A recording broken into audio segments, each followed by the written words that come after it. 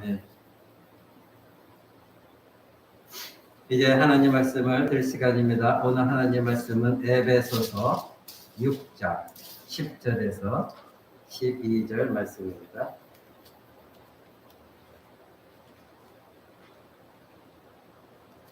에베소서 6장 10절에서 12절 말씀 제가 여러분 앞에 봉독해 드립니다.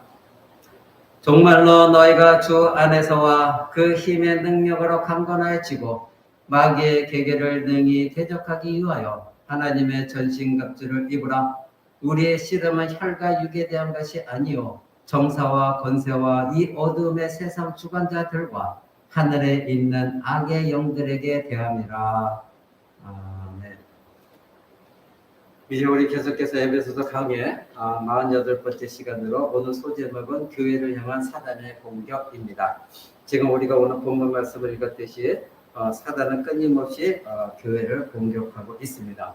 그리고 성도들을 공격하고 있죠. 그런데 우리는 지금까지 에베소서 6장을 여러분들이 함께 쭉 훑어 강의를 들어왔습니다.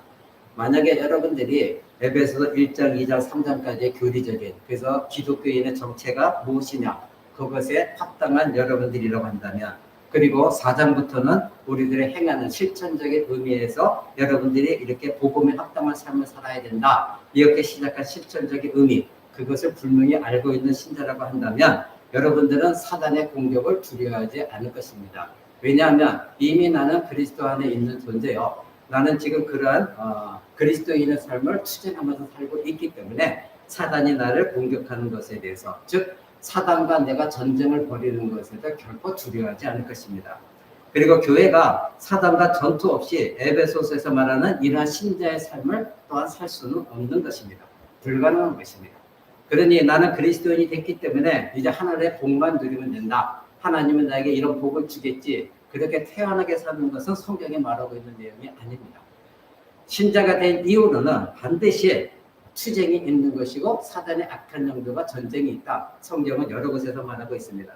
그래서 사도 바울 선생은 오늘 6장 10절에 주 안에서 그의 힘과 능력으로 강건해지고 마귀를 대적하기 위해 하나님의 전신갑주를 입어라, 이렇게 분명히 말하고 있습니다.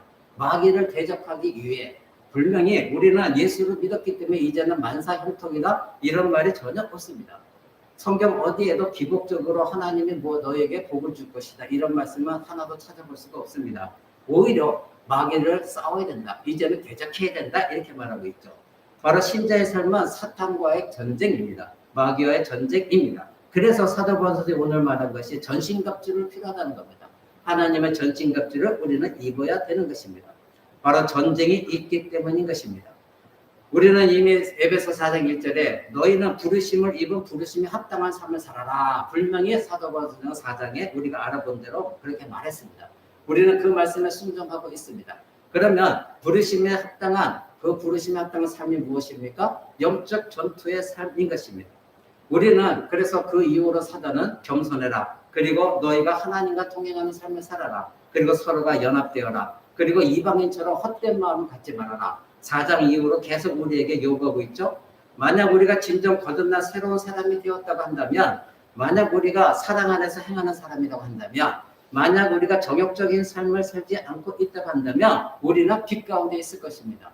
그래서 너희는 빛 가운데 행하는 것이다, 어두움이 있지 않다, 분명히 우리에게 말하고 있습니다. 그리고 여러분들이 지혜 가운데 있다면 어리석은 자는 아닐 것입니다. 그리고 여러분들이 만약에 수에 취한 사람들이 아니라면 여러분들은 성령에 취해 있는 사람들일 것입니다. 그래서 그런 사람들은 세상의 노래를 부르는 것이 아니라 시와 찬미로 영적인 노래를 부르는 사람들이다, 사도 바울 선생이 말하고 있는 것이죠. 그리고 자기 자신의 사랑에서 벗어나 서로 복종하라, 분명히 말했습니다. 그래서 가정에서 아내와 남편은 서로 복종하고, 또 부모와 자녀 간에 서로가 복종하고, 직장에서도 고용주와 고용인간은 서로 복종하는 것, 이것에 대해서 자세한 내용을 여러분 이미 지난 시간까지 다 배웠습니다.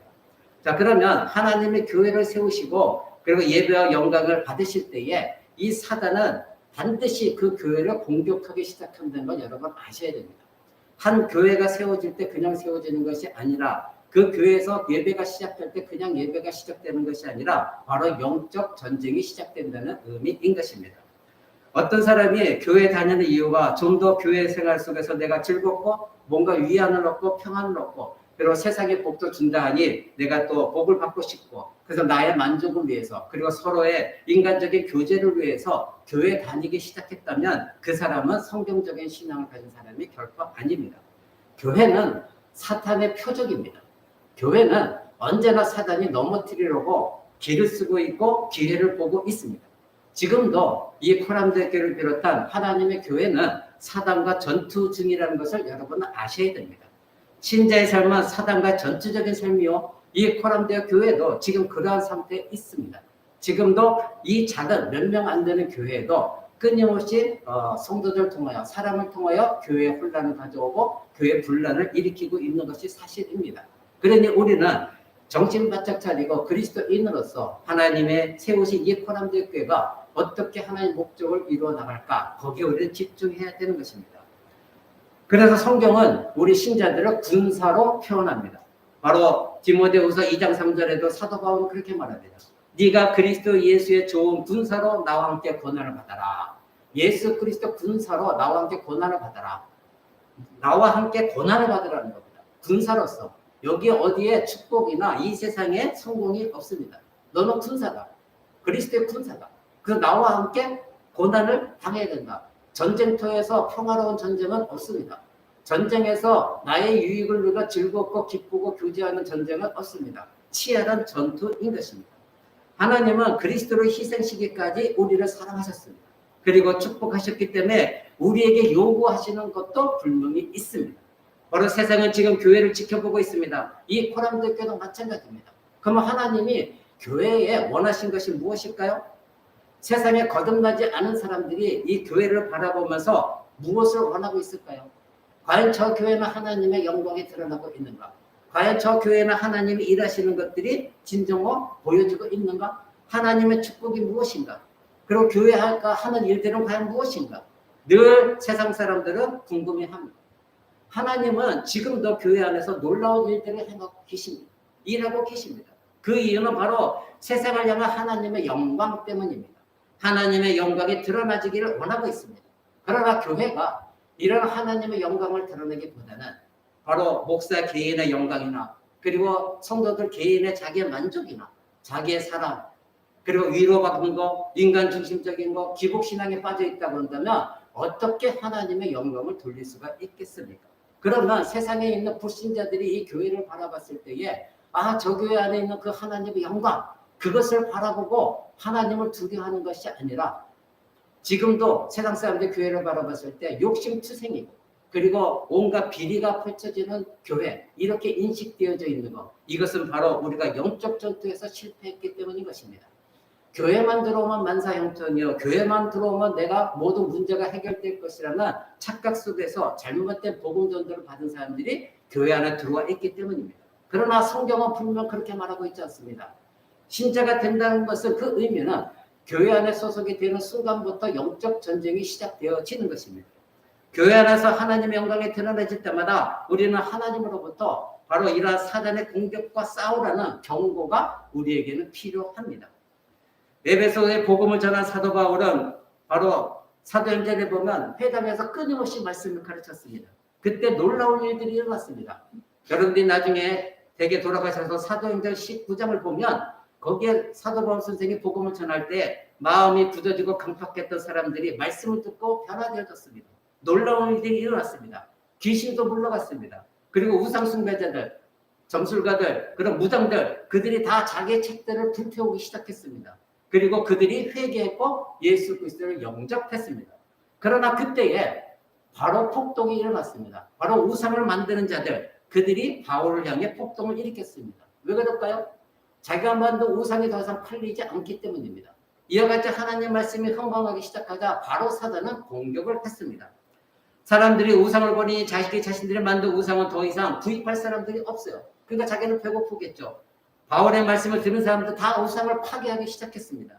그래서 사도행전 19장 20절에 보면 이와 같이 주의 말씀이 힘이 있어 흥왕하여 세력을 얻으니라. 하나님의 말씀이 흥왕하니까 하나님의 세력, 하나님의 능력을 얻기 시작했다. 성경이 이렇게 기록하고 있습니다. 오늘날 교회가 말씀을 잃어버렸기 때문에 교회가 힘이 없어진 것입니다. 교회가 말씀을 많이 가르쳤기 때문에 성도들이 떠나는 것이 아니라 교회에서 말씀을 가르치지 않다 보니까 말씀의 능력이 없으니 교회가 약해지기 시작한 겁니다.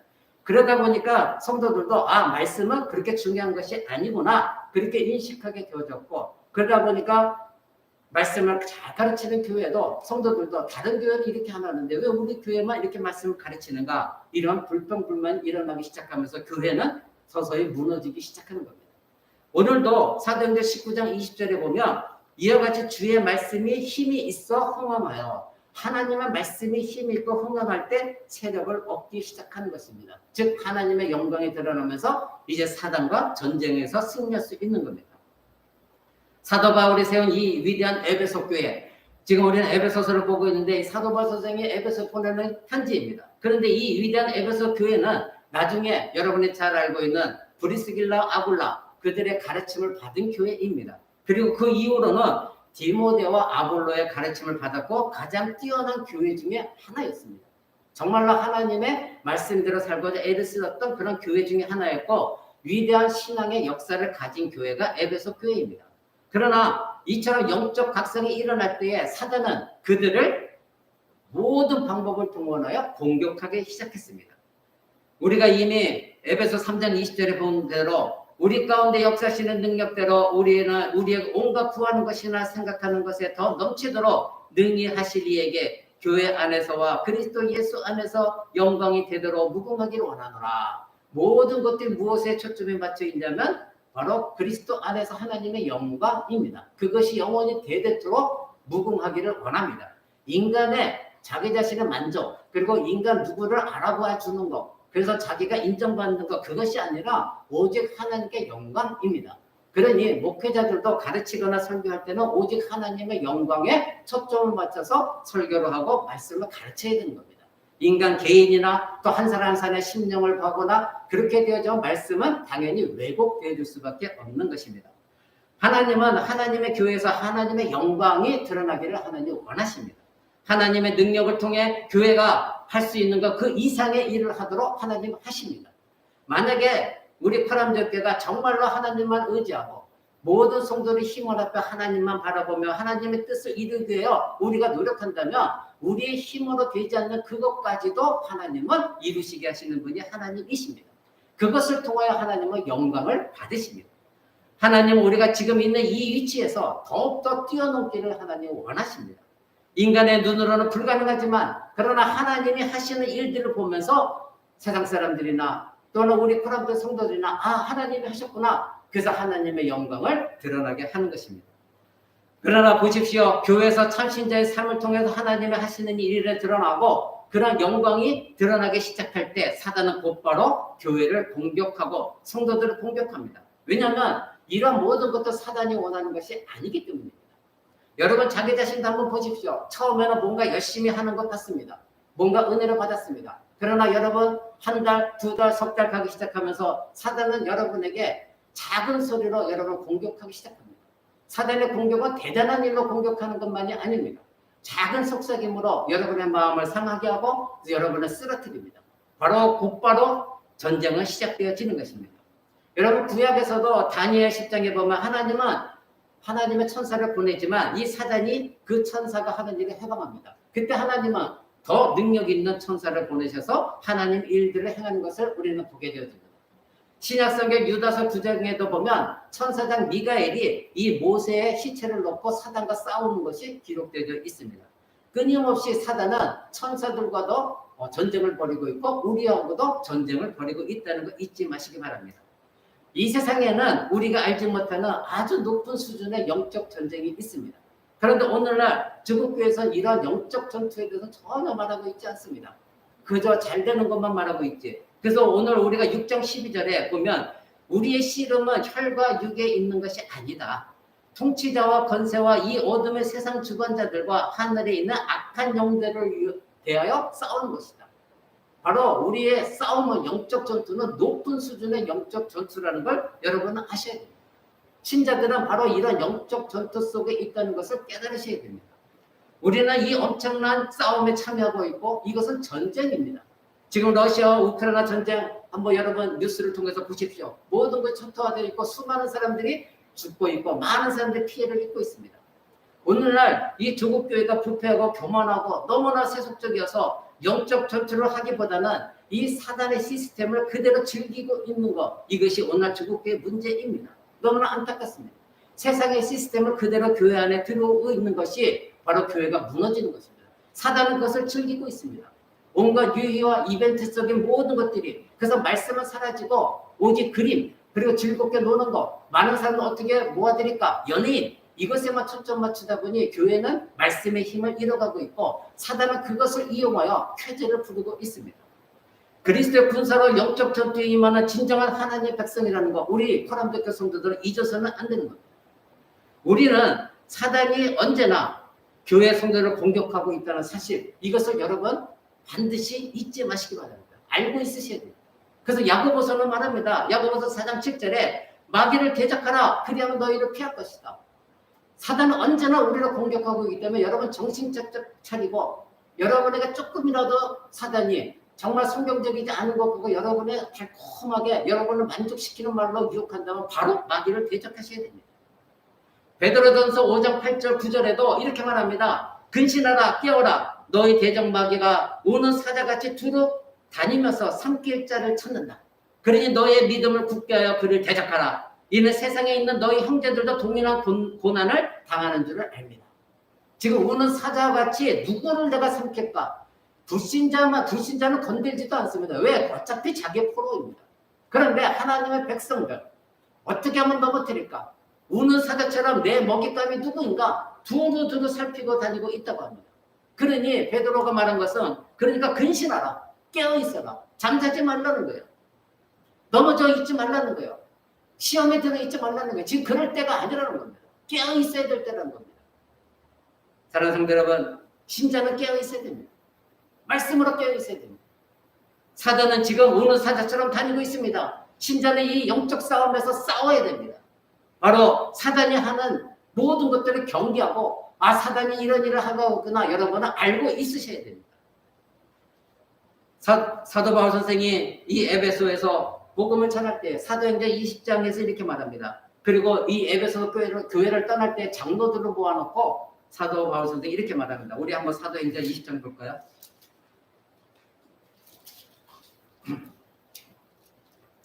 사도행전 20장 29절입니다.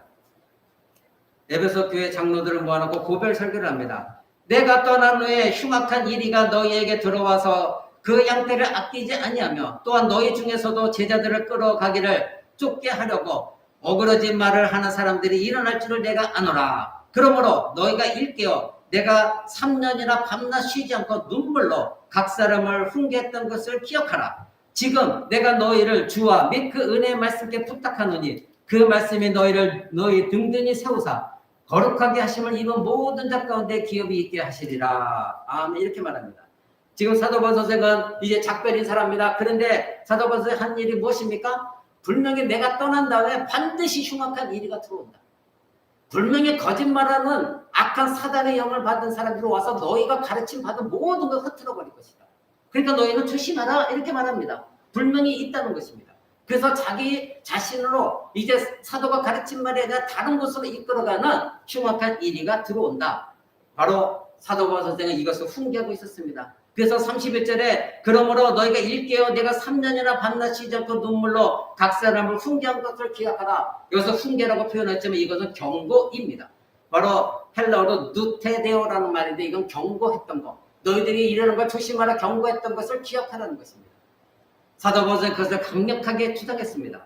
이처럼 성경은 모든 부분에서 우리에게 사단의 공격에 대해 우리에게 경고하고 있습니다. 구원의 보복을 받은 하나님의 백성들은 하나님 기뻐하시는 삶을 살아가면서 하나님과 동행하는 삶을 살아갈 때 사단은 우리를 그대로 내버려 두지 않습니다. 우리를 공격합니다. 어떤 사람 말합니다. 내가 교회 나와서 예배 드리기 시작하고 하나님을 사랑하고 그리고 내가 고백했는데 왜 나에게 시련이 있습니까? 예, 영적 싸움입니다. 여러분 교회 들어왔다고 해서 내 모든 문제가 해결되느냐, 내 모든 환경이 다 바뀌느냐? 절대 그렇지 않습니다. 여러분의 누차 여러 번 말씀드렸습니다. 잘못된 복음 전도를 받고 들어오기 때문에 그런 생각을 갖고 있는 것입니다. 이 세상은 변화된 거 그대로 있습니다. 내가 예수 그리스도 믿기 순간 그 순간부터 사단은 우리를 공격한다는 거 잊지 말으셔야 됩니다. 그러니 내가 예수 믿었는데 모든 게 확 바뀐다? 성경 어디에도 그런 말은 없습니다. 그것은 잘못된 복음 전도입니다.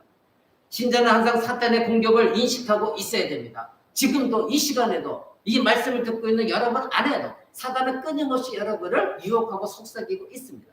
그래서 우리는 하나님의 전신갑주를 입고 당당하게 그 사단과 전투를 벌일 준비가 되어 있어야만 여러분들 그 사단의 공격에 넘어지지 않습니다.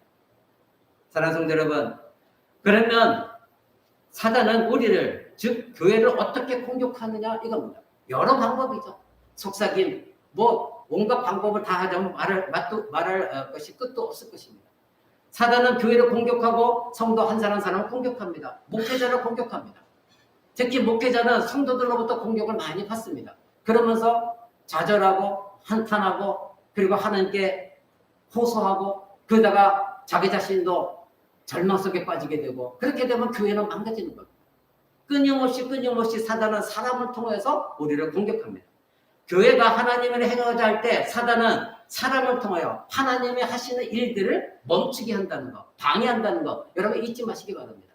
여러분이 아무 믿음의 고백 또는 하나님께 기도하는 가운데 그렇게 깊이 생각하고 여러분이 말한 그 한마디가 교회를 망가뜨릴 수가 있습니다.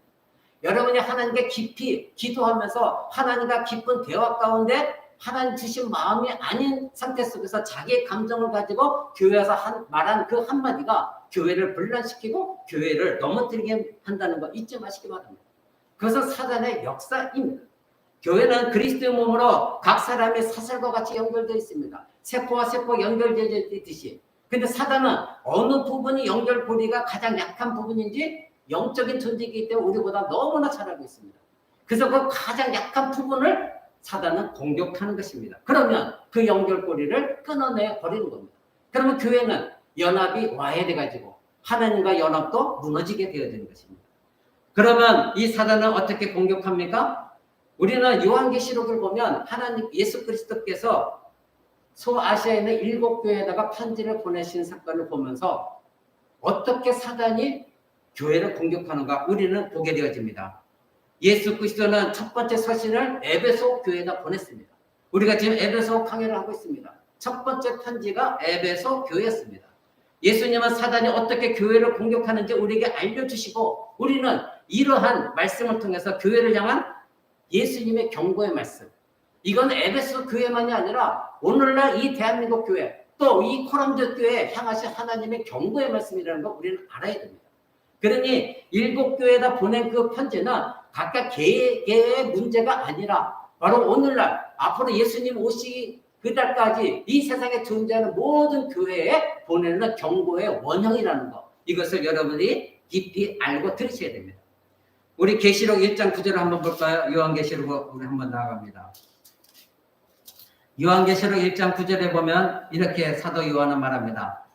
나 요한은 너희 형제여 예수의 환난과 나라와 참음에 동참한 자라. 하나님의 말씀과 예수의 그 증거를 인하여 밤모라 하는 섬에 있었더니 이렇게 말하고 있죠. 바로 이 사도 요한은 밤모라는 섬에서 하나님을 예수 그리스도를 만나게 됩니다. 그곳에서 망명생활을 하고 있었죠. 근데 10절에 보십시오. 주의 날에, 즉 오늘날로 하면 오늘 주일이죠. 주의 날에 내가 성령에 감동하여 내 뒤에서 나는 나팔소리 같은 큰 음성을 들으니 가로되 너 보는 것을 책에 써서 에베소 그 다음에 서머나 버가모 두아디라 사데 빌라델피아 라우디아 교회 7교회에 보내라. 이렇게 예수님이 말씀하셨습니다.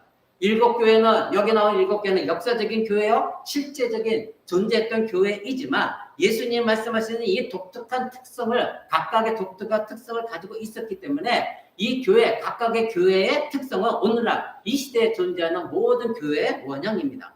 그리고 오늘날 포함한 모든 시대에는 에베소서 교회, 서머나 교회, 버가모 교회, 두아디라 교회, 사대 교회, 빌라델 교회, 라우디아 교회 이 교회로 모두가 분류되어 있습니다.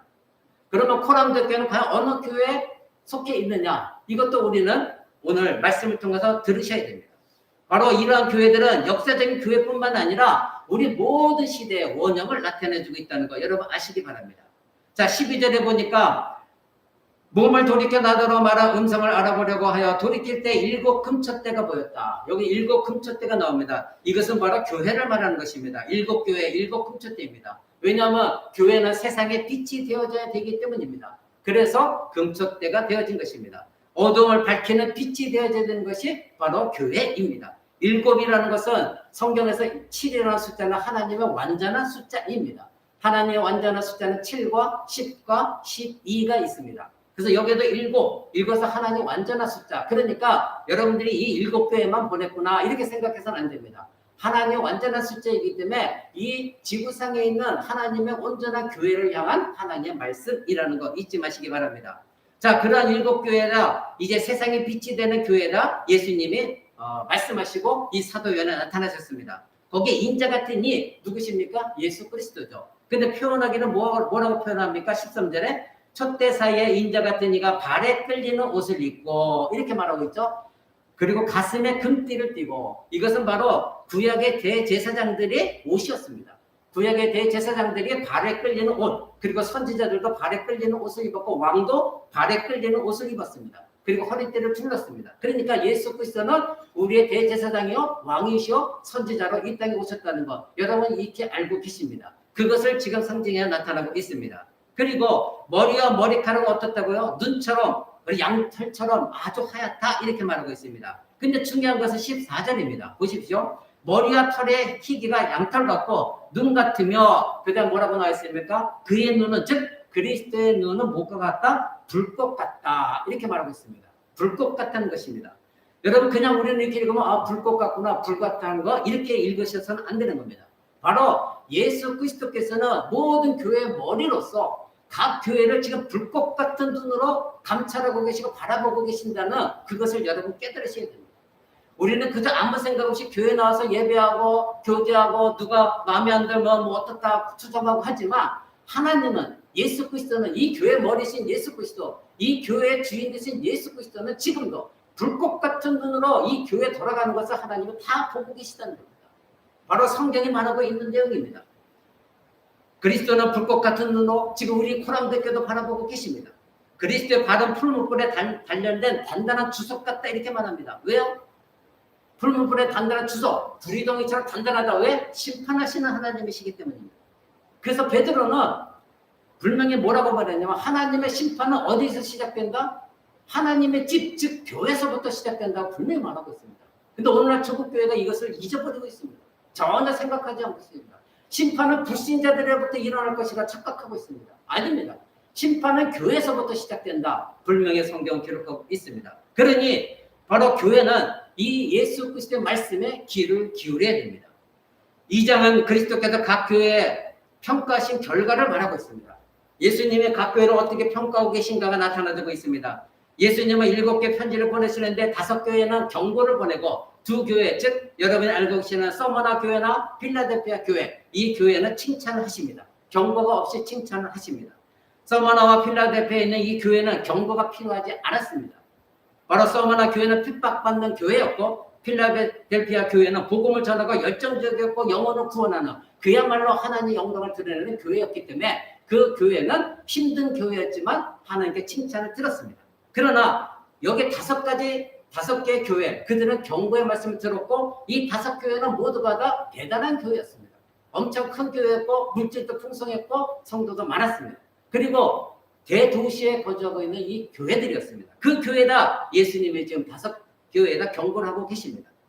근데 이 교회는 바로 이 경고는 아주 작은 것에서 시작하는 그런 경고에서 마지막에는 배교하는 교회에 대한 하나님의 예수 그리스도의 경고로 끝이 납니다.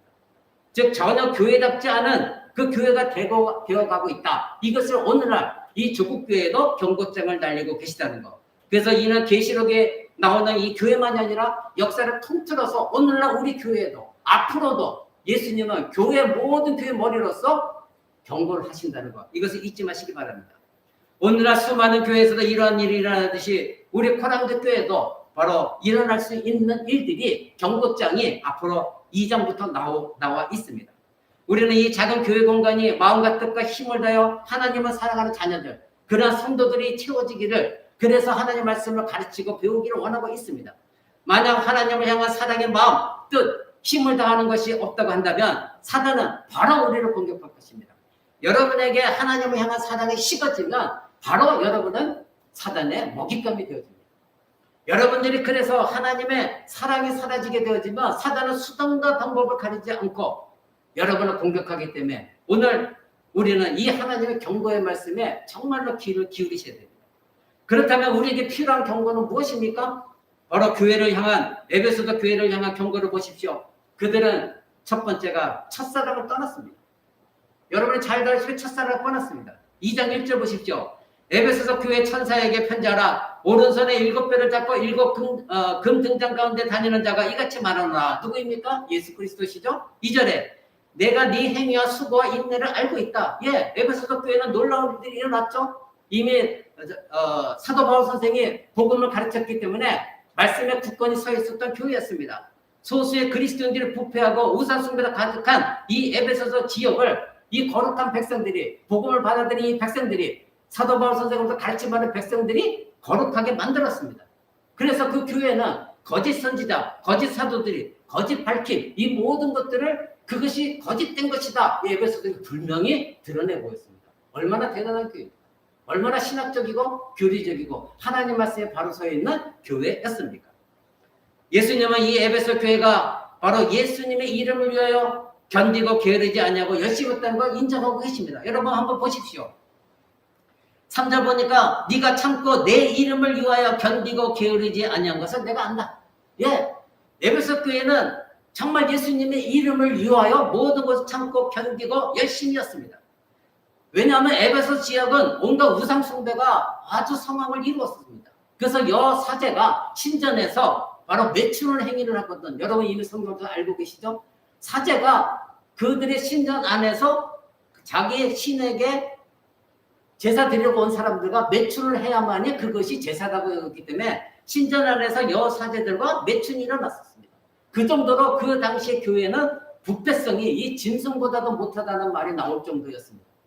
인간이 짐승보다 못해, 이런 말이 나올 정도로 참혹한 도시였습니다. 그런데 그 도시에서 이 에베소서 교회는, 사도 바울의 가르침을 받은 이 에베소서 교회는 그 모든 것들을 잘 견디어 냈습니다. 왜? 예수 그리스도 이름 때문에 잘 견디어냈다. 그러나 이 사도 바울의 복음 전대로 변했던 이 사람들이 이토록 우상 숭배 판매하는 모든 자가 싸우고, 그리고 그들의 폭동을 일으켜도 참고 견디고, 그리고 그 모든 걸 이겨낸 이 교회였습니다. 그리고 6절에 보십시오. 오직 내게 이것이 있으니 네가 니골라 당의 행위를 미워하는도다. 나도 이것을 미워한다. 이렇게 말하고 있습니다. 니골라 당은 누구입니까? 바로 발람과 같은 거짓 선지자, 발람과 같은 거짓 교훈을 가르치는 자들, 그런 자들을 바로 미워했고 그들을 다 밝혀냈습니다. 그것이 에베소 교회였습니다. 이 에베소 교회는 이들은 미웠고 예수님도 이들을 미워하셨습니다. 에베소 교회는 이 니골라 당, 즉 자칭 자기가 사도로 가는 사람들, 거짓 선지자들, 이런 모든 것을 드러낸 교회였습니다. 굉장한 교회였습니다. 예수 그리스도의 이름을 위하여 수고도 아끼지 않았습니다. 그들이 그렇게 헌신한 동기가 무엇입니까? 내 이름을 위하여. 즉 예수님 직접 말씀을 칭찬하셨습니다. 불꽃 같은 눈으로 보시는 예수님께 칭찬하셨습니다. 너희가 내 이름을 위하여 이렇게 수고했다. 바로 하나님의 영광이 그들의 동기였습니다. 예수 그리스도의 영광이 드러나진다면 어떤 것도 참고 견디고 이겨냈던 것이 에베소서 교회였습니다. 얼마나 위대한 교회입니까? 얼마나 대단한 교회입니까? 얼마나 견고한 교회라면 이 거짓 교사들의 가면을 다 벗겨낼 수 있었을까요? 그런데 문제는 치명적인 한 가지 결정이 있었습니다. 그것이 14절에 나옵니다. 14절에 예수님의 눈은 불꽃 같고 아까 배웠죠? 근데 4절에 나옵니다. 네가 무엇이다? 첫사랑을 버렸다. 예수님의 불꽃 같은 눈으로 에베소서 교회가 모르는 아주 치명적인 한 가지 결정, 그것은 바로 예수 그리스도를 향한 첫사랑, 예수님을 만났을 때 그 첫사랑, 그 첫사랑을 버렸다는 것입니다. 그래 너희들이 열심은 있었다, 교리도 있었다, 신학적이고 성경적 지식도 있었다. 그런데 나를 향한 첫사랑, 그것은 어디 갔니? 너희가 나에게 고백하고 나는 예수님을 사랑해요. 그 했던 첫사랑의 감동, 첫사랑의 그 아름다움 다 어디 갔느냐? 열심과 지식만 있고 예수님의 사랑을 너는 버리지 않느냐? 나를 향한 사랑이 아직도 있느냐? 그래 너희는 지식은 대단하다. 그런데 나를 향한 사랑은 있느냐 이것입니다. 아마도 에베소 교회가 이 서신을 읽을 때에는 벼락을 맞을 것 같았을 것입니다. 아니 우리가 어떻게 이렇게 열심히 했는데 그들은 하나님의 사랑한다고 열심히 했다고 스스로 생각하고 있었을 것입니다. 그러나 그들이 예수님을 사랑한다는 그 정의는 하나님이 생각하신 정의가 아니었습니다. 우리가 마찬가지입니다. 나 이만큼 하나님을 사랑해요. 그거 내가 내린 정의와 하나님이 보실 때 그래 네가 나를 그 정도 사랑한다? 그 정의와는 다르다는 것입니다. 나는 예수를 위해서 이렇게 헌신했습니다. 하나님 보실 때 그 헌신, 하나님이 아시는 헌신은 여러분이 했다는 헌신과 다를 수 있다는 겁니다. 에베소서 교회가 그랬습니다. 여러분 베드로에게 예수님이 부활하시고 나타나셔서 말씀하셨죠? 네가 나를 사랑하느냐. 3번이나 묻습니다. 네가 나를 사랑하느냐. 네가 나를 사랑하느냐. 왜 그러셨을까요? 네가 이제부터 나의 사도로서 복음을 전하고 양을 쳐야 되는데 네가 양을 치기 이전에 더 중요한 것이 무엇인지 아느냐? 네가 잊어버렸던 첫사랑, 네가 잊어버렸던 나를 향한 사랑, 그것이 있기 전에는 양을 칠 수가 없다. 그것이 회복되기 전에는 결코 복음의 전도도 교회를 세워나갈 수 없다는 것이었어요. 그래서 물으셨습니다. 네가 나를 사랑하느냐? 베드로는 괴로웠겠죠. 네가 나를 사랑하느냐? 예, 주님 사랑하는 거 주님이 아십니다. 내 양을 쳐라. 예수님 말씀하셨습니다. 사랑하는 성도 여러분, 오늘날 저국교회가 무언가를 열심히 있습니다.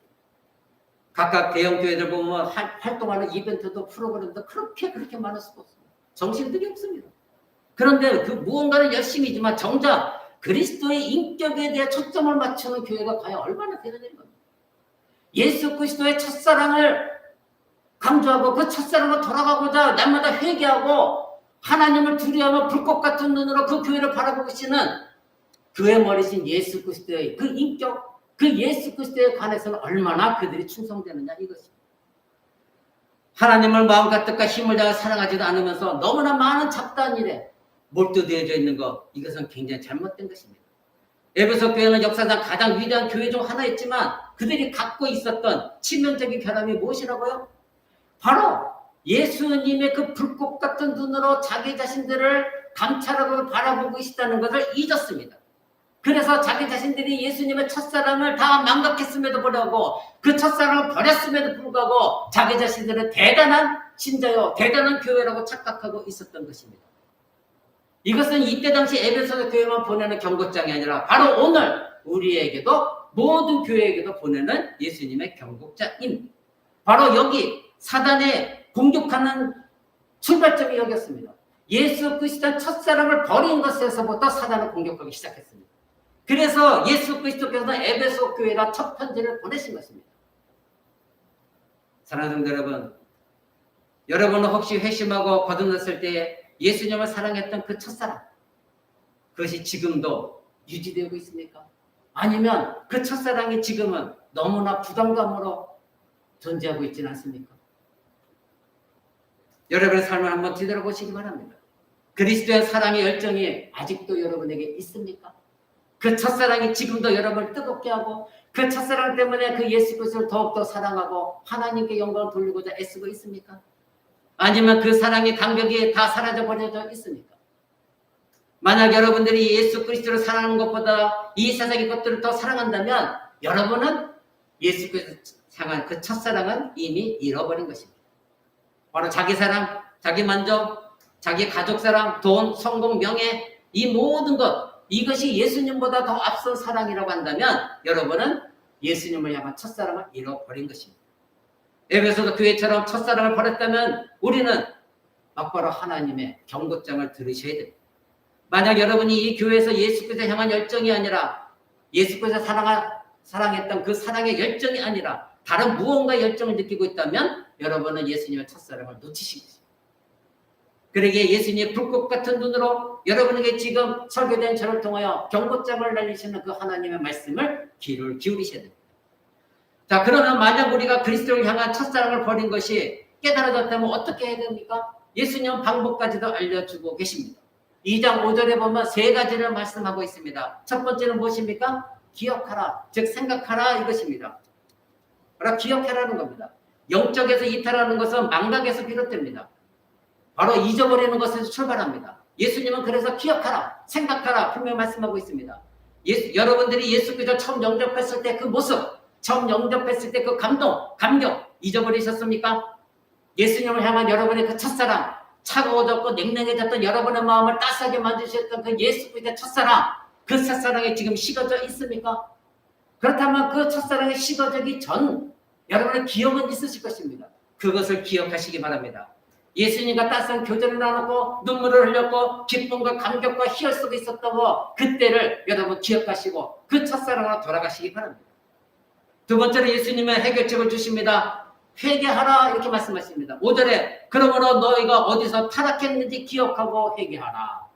첫사랑을 기억하고 그 다음에 그것이 멀어졌다면 이제는 회개하라는 겁니다. 자신의 타락은 자신이 잘 알고 있습니다.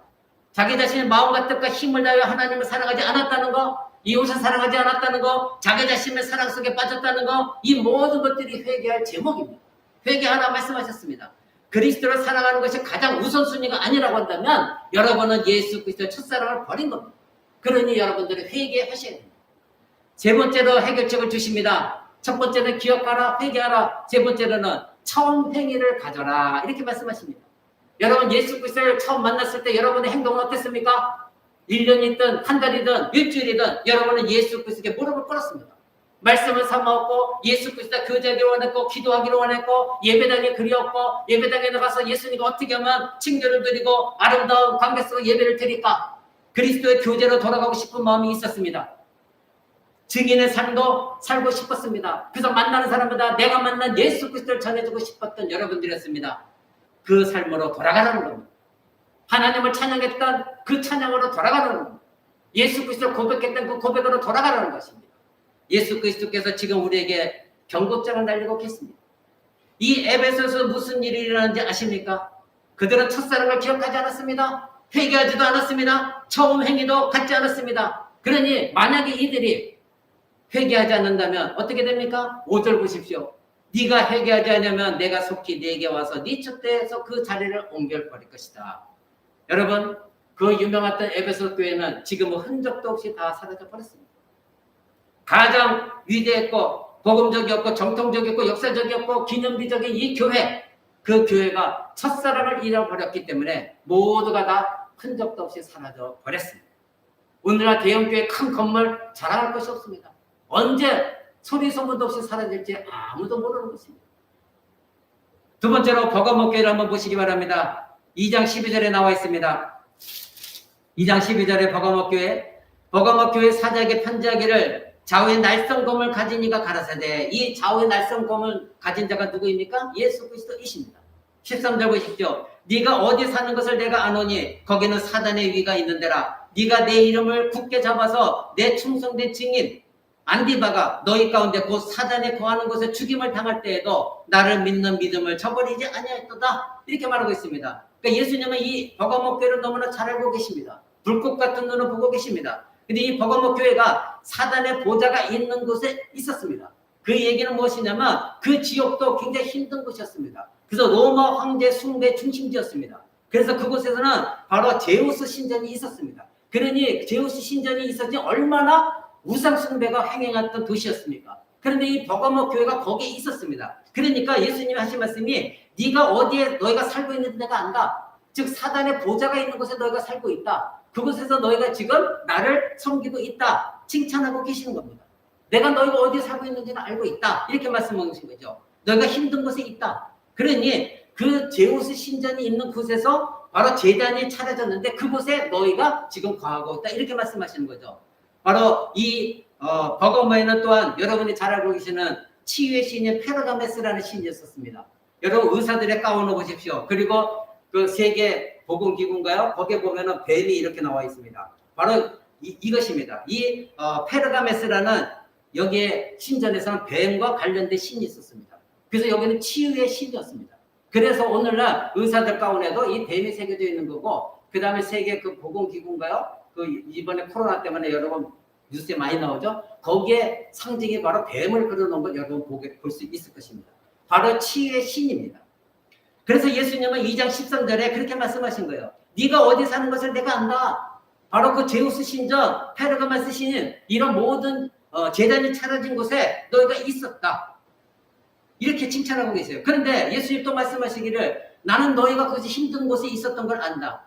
그러나 너희가 아무리 힘들고 핍박받고 여러 가지 힘든 곳에 있었다 할지라도 하나님께서 보시는 기준은 바뀌는 것이 아닙니다. 하나님의 기준은 절대 변동되지 않습니다.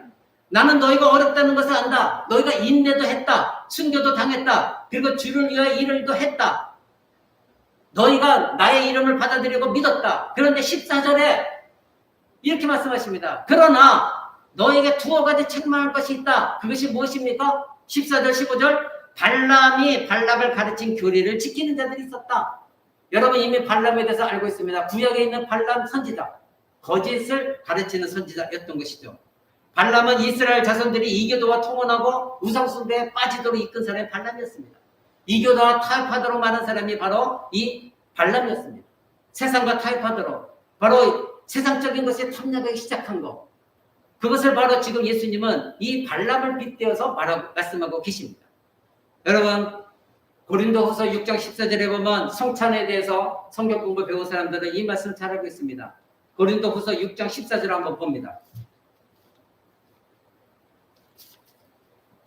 고린도후서 6장 14절 이렇게 말씀하고 있습니다. 너희는 믿지 않는 자와 멍에를 같이 하지 말라. 의와 불법이 어찌 함께하며 빛과 어둠이 어찌 사귀며 그리스도와 벨리알이 어찌 조화되며 믿는 자와 믿지 않는 자가 어찌 상관하며 하나님의 성전과 우상이 어찌 일치가 되리요. 예, 그렇습니다. 성찬에 참여하는 사람들은 올바른 분명히 이 성찬의 의미가 무엇인지 알고 참여해야 된다. 이런 뜻으로 가르치면서 이 말씀을 하신 것입니다. 그런데 버가모 교회는 이러한 사도 바울의 가르침을 받았음에도 불구하고 세상과 타협을 했고 세상과 일치를 이루었었습니다. 버가모 교회 안에 세상이 들어오도록 그대로 내버려 두었습니다. 바로 발람과 같은 거짓말을 하는 오늘날로는 교회 안에 이 세상의 문화와 가치관과 그리고 이 성경을 적당히 섞어서 하나님은 말하고 있지만 자유주의 신학이나 기독신이나 여러 가지 것이 거짓 선지를 통해 교회 안에 다 들어오도록 내버려 두었다는 것입니다. 바로 그들의 세상이 원하는 것들을 하고 있었습니다. 즉 그 뜻은 무엇입니까? 세속적인 교회로 변화되어졌다는 것입니다. 오늘날 기독교가 세상의 문화와 가치관과 세계관을 추종하고 있습니다. 여러 가지 많은 것들이 세계의 평화를 이루는 것처럼 포장합니다. 얼마 전에도 TV를 보니까 요즘은 툭하면 목사와 그리고 스님과 그리고 신부가 항상 세 사람이 같이 나와서 대화를 합니다. 그리고 서로가 좋은 게 좋은 것이고 연합한다. 이 계속해서 방송에서 이것이 나오기 시작합니다.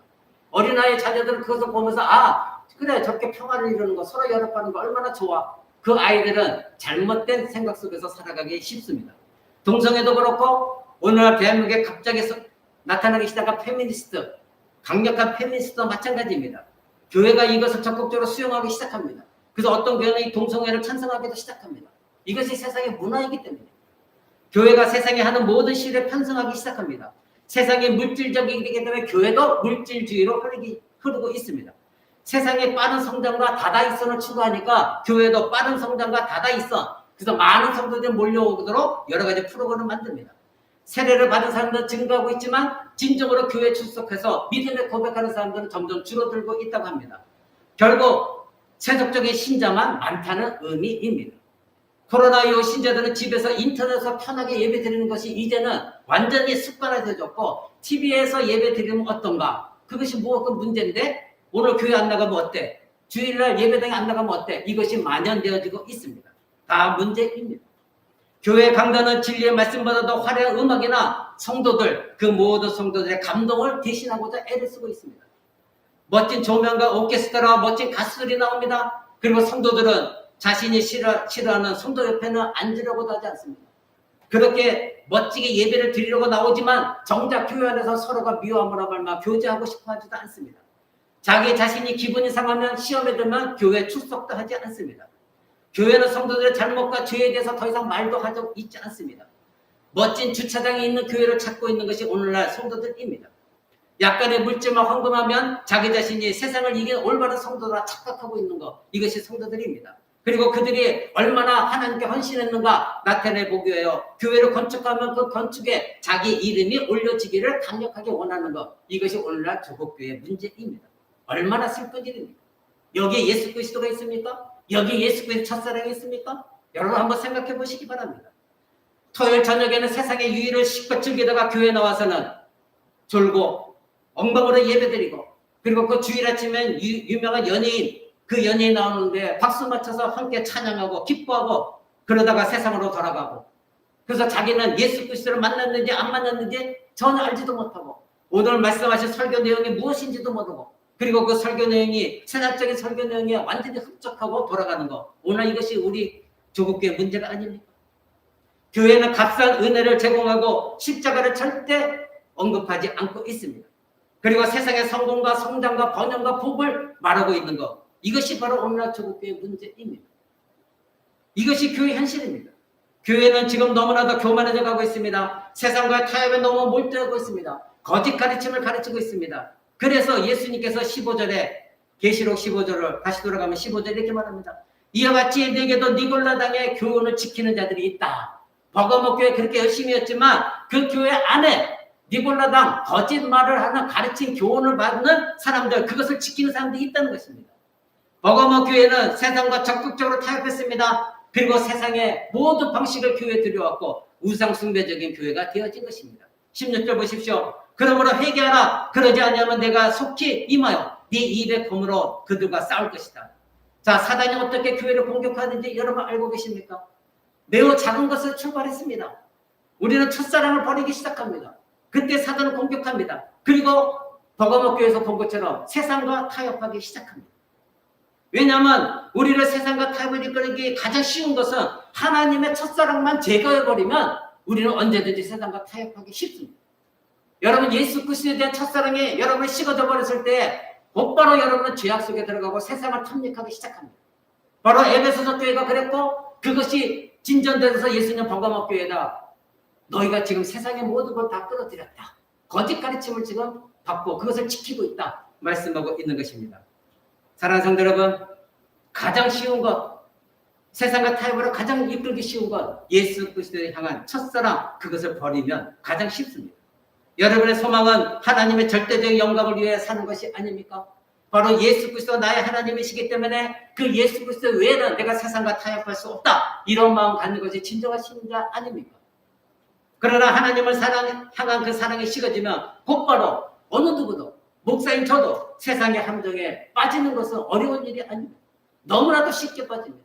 이 자리에서도 여러분 말씀을 듣고 이 자리에서도 여러분은 그 함정에 빠질 수가 있습니다. 세 번째 교회 두아디라 교회를 보십시오. 2장 18절을 보십시오. 두아디라 교회 사자계 편자계를 그 눈이 불꽃 같고 그 발이 빛난 주석과 같은 하나님의 아들이 가라사대 내가 네 사업과 사랑과 믿음과 섬김과 인내를 아노니 네 나중 행위가 처음 것보다 많도다. 이렇게 말하고 있습니다. 여기 열심히 일하는 교회가 있습니다. 버거목 교회가 바로 아까 말씀드린 버거목 교회가 세상과 결혼한 교회라고 한다면 이 두아디라 교회는 세상과 결혼한 그 기념일을 축복하고 축제를 벌이는, 즐기는 교회와 같은 교회였습니다. 바로 이 교회는 죄를 묵인하는 교회였습니다. 에베소서는 첫사랑을 잃어버렸고 버거목 교회는 세상과 타협했습니다. 근데 이 두아디아 교회는 교회 안에 죄가 성행하고 있음에도 그 죄를 그대로 내버려두고 관대했다는 것입니다. 20절 보십시오. 그러나 내게 책망한 것이 있다. 자칭 선지자라는 여자 이세벨을 네가 용납함이니 그가 내 종들을 가르쳐 꿰어 행음하게 하고 우상의 제물을 먹게 하는도다. 영적 간음이 일어났고 육적 간음이 일어난 것, 이 교회가 두아디라 교회를 그대로 용인했습니다. 묵인해버렸습니다. 오늘날 말하면 교회 안에서 수창과 방탕하며 살고 있음에도 그들을 징계하지 않냐고, 그들을 책망하지 않냐고, 그들을 내버려두고 좋은 게 좋은 것이다. 저 사람들 교회 나가면 이 교회가 어떻게 유지될 것인가? 전전전 매가면서 성도들 눈치를 봐가면서 그대로 방치하고 있었다는 것입니다. 이건 교회의 잘못된 것입니다. 성도가 잘못된 건 묵인하는 것, 그것은 그 교회의 책임을 회피하는 것입니다. 신자로서 봉사, 믿음, 인내에도 불구하고 그들은 거짓 여선지자 이세벨, 그 이세벨을 용납하고 이세벨의 가르침에 따라 음행하고 우상제물 먹는 것, 그리고 우상제물 바치는 것 다 허락했습니다. 그 교회가 무엇을 했는지 아십니까? 교회가 거짓 교사의 희생자가 되도록 그들은 내버려 두었습니다. 그저 흘러가도록 방치했습니다. 그들은 죄가 교회 안에 들어도 허용했고 교회는 그런 사람들을 위해서 완전히 호황을 누렸습니다. 오늘날 중국교회 보십시오. 수많은 사람들이 몰려오는 그것을 보고 교회는 좋아합니다. 교회 안에는 음행을 하는 사람들이 너무나 많이 있었습니다. 마치 고린도 교회와 같았습니다. 거짓 선지자 이세벨은 두 아들의 교회를 유혹했고 우상 숭배를 빠지게 만들었습니다. 당시 우상 숭배는 신전에서 성행위를 하는 것을 포함하고 있었습니다. 두 아들의 교회에 있는 많은 사람들이 이를 즐거워했습니다. 온갖 음행이 부패야 교회가 빠져버렸습니다. 오늘 교회 안에서 잘못된 성도들 분명히 알고 있음에도 불구하고 성찬에 참여하는 것도 그대로 허락하고 교회가 엉망진창이 되어져 가는 것과 같은 상황이었습니다. 하나님은 이 교회에 회개할 기회를 주셨으나 그들은 회개하지 않았습니다. 21절 보십시오. 또 내가 그에게 회개할 기회를 주었으되 그 음행을 회개하고자 아니하는도다.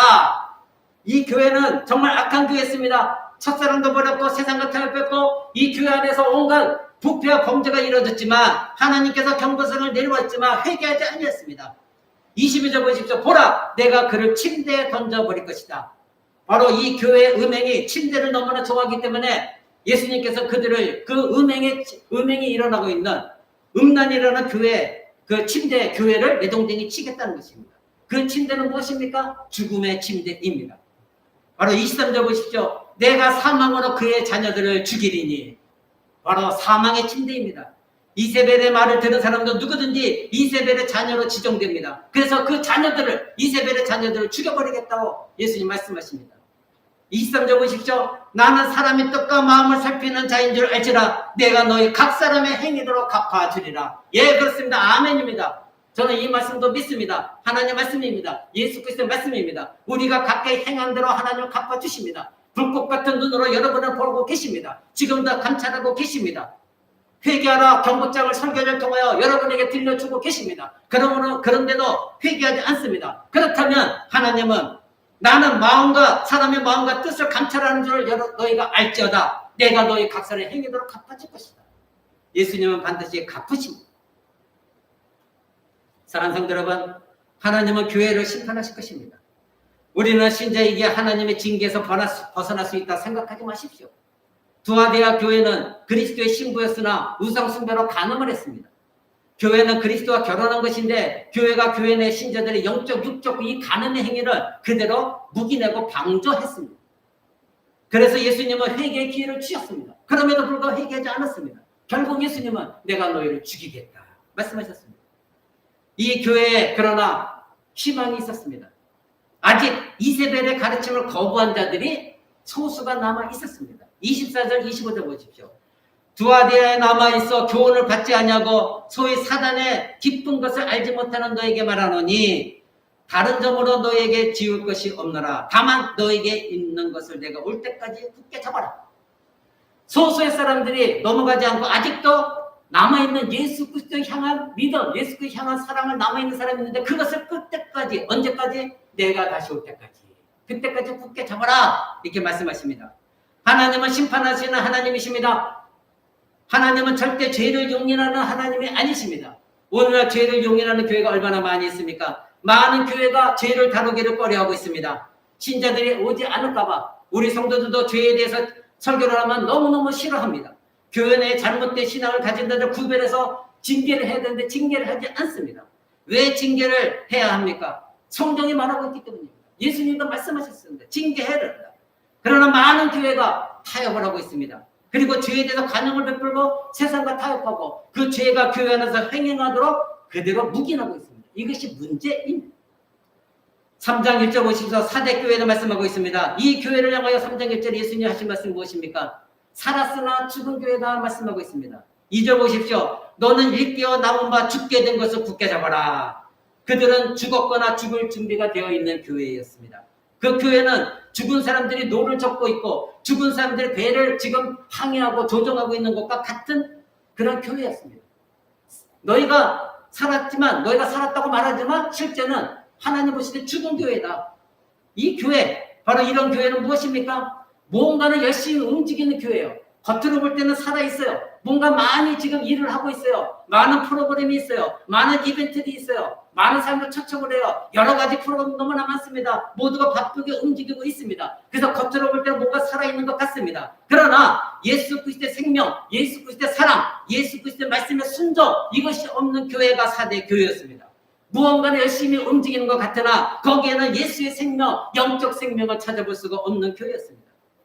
교회가 타락하여 사단에게 지배하는 순서를 여러분 오늘 들으셨습니다. 무엇입니까? 에베소서 교회에 보내는 첫사랑 잃어버렸습니다.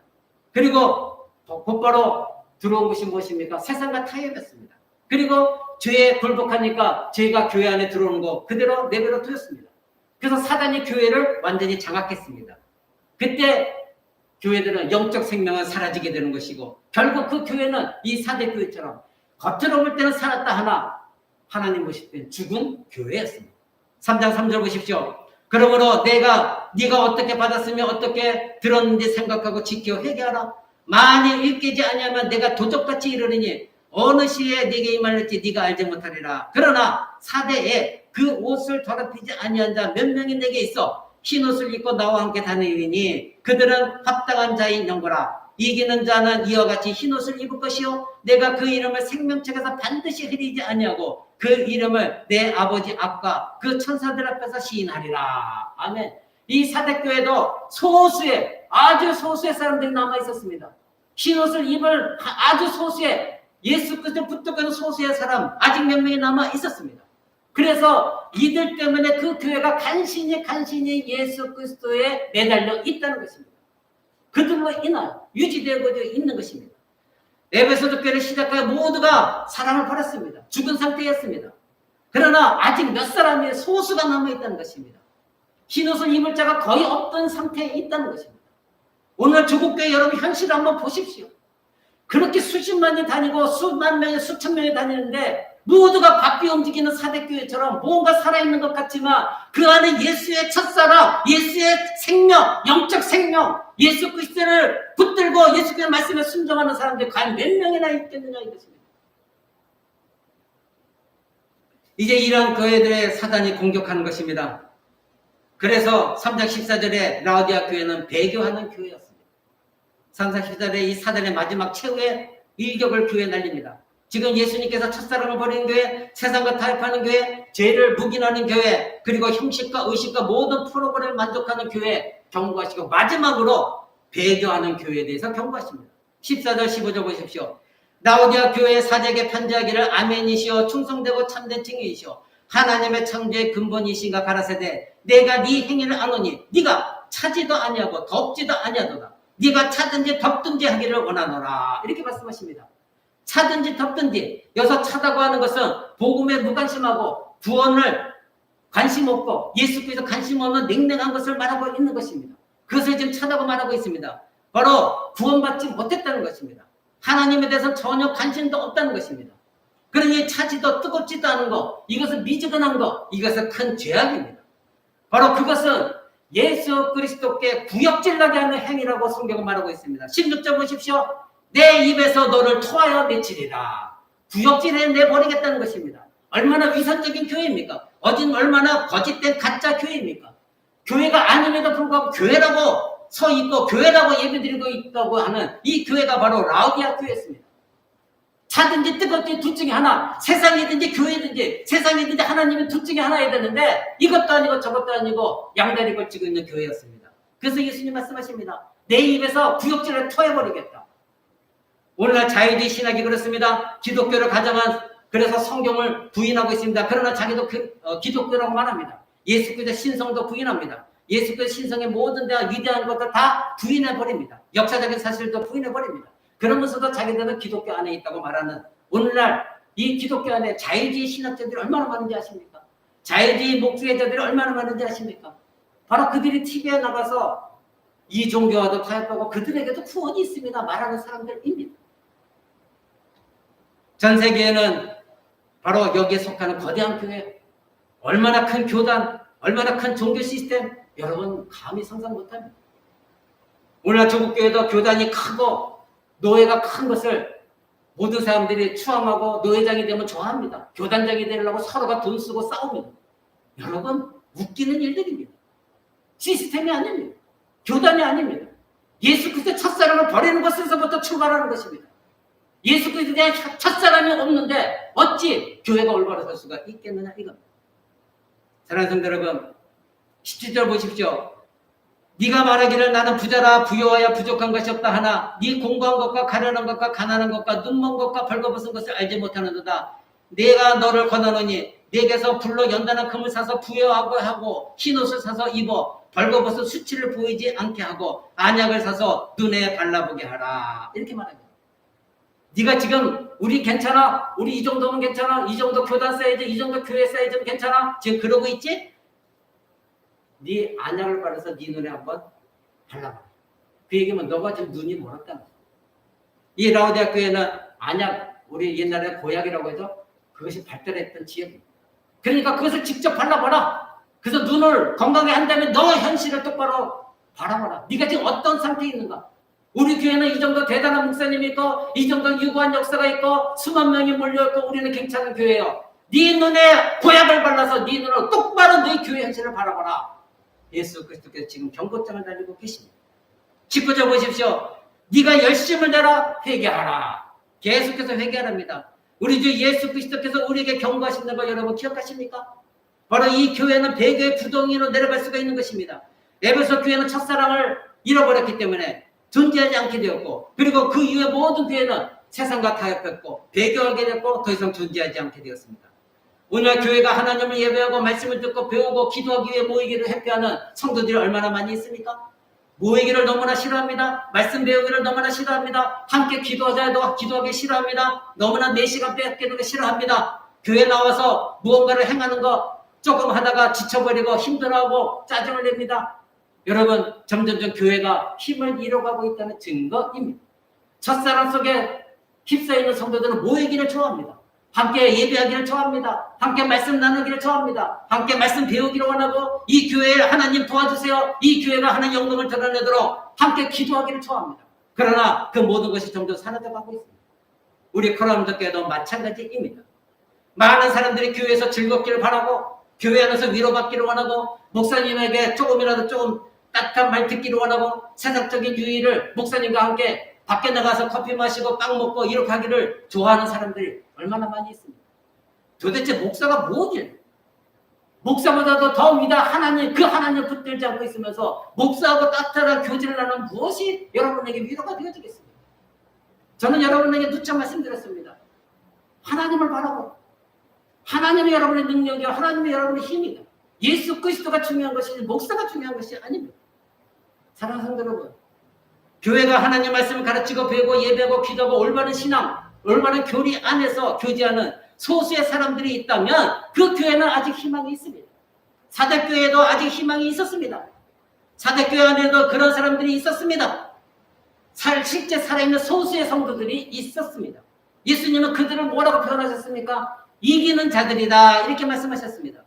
교회가 타락한 이유는 바로 이 첫사랑을 버리면서 시작했습니다. 그리고 세상과 타협했고 세상의 모든 문화, 간섭, 생각, 가치관 다 교회 안에 들어와서 그것들을 가지고 즐겁게 서로가 즐겁게 나누고 시작했습니다. 결국 세상을 사단화로 방치한 교회. 그래서 세상에 완전 정복당했습니다. 사단은 이것을 가지고 교회 안에 들어와 교회 안에 여러 가지 많은 영적 가능과 그 세상에 부패한 모든 게 일어나도 교회는 묵인하기 시작했습니다. 정작 교회만 그것을 모르고 있었습니다. 그러나 하나님은 불꽃 같은 눈으로 그것을 바라보고 계십니다. 사랑하는 성도 여러분, 그러나 참된 교회, 필라델피아 교회가 있었습니다. 서머나 교회가 있었습니다.